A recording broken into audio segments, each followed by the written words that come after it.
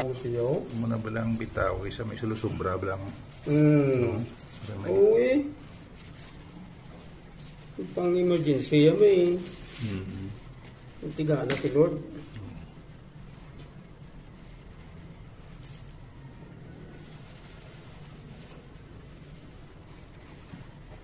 Tuwan ginang bakal mo, pastor ba? Tuwan ginang bakal mo. Na. Ano eh? Nagay si Miss Dina na nabakal. Nambala mo lang siya 3/4 dahil. Kaya magubalo mo ng baklo niya. Tuwan yun ba?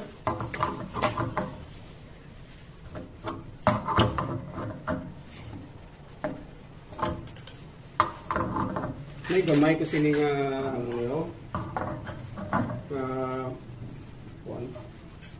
Lang mo yun na uli. Sino?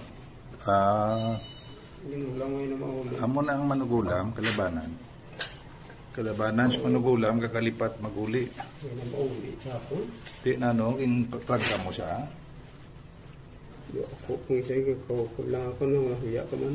Ate ako mapalapit siya. Sige na.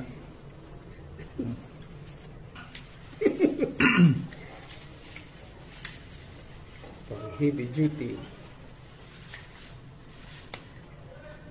Kung bataon ka pa, daw nahuya ka bala magprank ka sa nakaulam. Pero kung nag-edad ka na, sila na mahuya sa imo ka eh.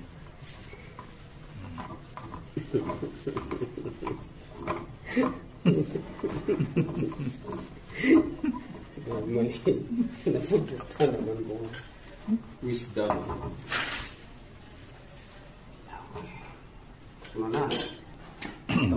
So, in front of me is our friend and brother in Christ, Pastor Jomar Magbanwa. Before he became a pastor, he was already into this kind of profession. He came from the Middle East. He came back from the Middle East after several years to do business in the Philippines, Dres Bacolod. He grew up and was baptized in Pahanokoy Baptist Church. So that even if he is a pastor now of 3 churches, no, but under one name, Mission Community Church, he's the pastor of Mission Community Church. During weekdays, he usually accepts construction jobs, repair jobs, maintenance jobs as part of his marketplace ministry. So, like Apostle Paul was a tent maker. Pastor Jomar also is a tent maker. So that if the church cannot yet afford to give him enough salary, he has his own way of earning by his professional technical services. Grasya gyapon sang Ginoo. Amen, amen.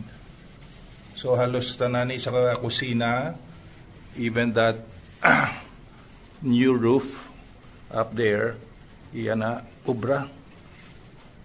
Saan o ganin ni Pastor Jomar? 2022, no?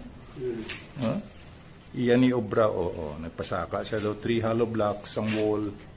Impataas siya ang atop, bag-utanan nga atop, insulated pa.